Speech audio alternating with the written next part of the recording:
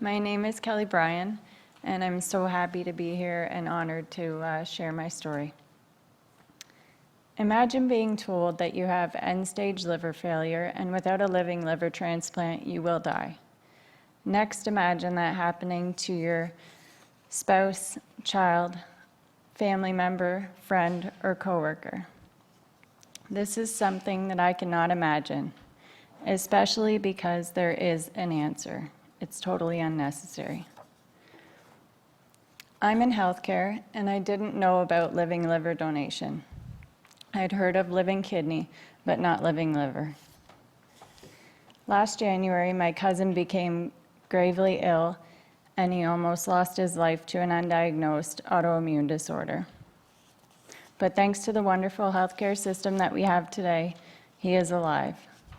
Still, one day he may need an organ transplant. Shortly after his discharge from the hospital, I saw a plea on social media from a brave man in Peterborough. He was a single father of 2 young children, and he was in desperate need of a living liver transplant. I thought about him. I thought how he could easily be one of the 50 to 100 people who die waiting on the list for a deceased organ. He was a complete stranger, someone I had never met. Still, I couldn't stop thinking about him. I thought about how he's not my loved one, my spouse, child, family member, friend, or coworker, but he is that to someone else. I thought about how awful he must be feeling and how terrified he must be at the thoughts of leaving behind his 2 young children. He needed an O-negative donor. O-negative is the universal blood type, and it's also very rare. It's about only 7% of the population. Anyone, no matter what their blood type, can receive blood or an organ from someone from an O-negative donor, but someone who has an O-negative blood type can only receive blood or an organ from an O-negative donor. I have O-negative blood type. I woke up thinking about him, and it was then that I decided to sign up to be his anonymous donor. On paper, I was the perfect candidate, so I knew this was something that I was going to do.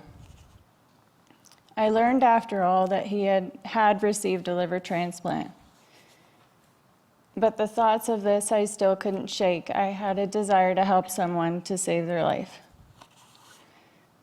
It was then that I emailed the transplant coordinator at UHN and asked to be kept on their list as an anonymous, non-directed donor.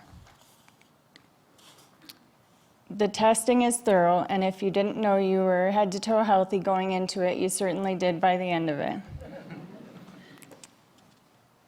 My safety was their #1 priority, and it was clear to me that if it was ever not safe for me, the whole thing would have been called off. I was asked by a psychiatrist and a social worker why I wanted to donate. The answer for me was easy: why not? I was asked, what if my child, or like any of my kids or anyone that I loved, needed one? But I live for today, and I'm young enough and healthy enough today to do it. So I went ahead. For me, I've been on the receiving end of many random acts of kindness, anywhere from my coffee paid for to groceries on my doorstep by my parents. And for me, this was just a way of repaying all the goodness in my life and doing what I feel we're called to do: help one another. My surgery was originally scheduled for a child I would never meet, but I was overjoyed and filled with excitement and butterflies at the thoughts of saving a child's life. While I was preparing for my surgery, I had a chance meeting with an adult.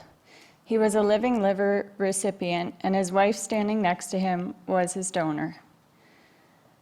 I hadn't told very many people what I was thinking about doing, but I decided to tell him.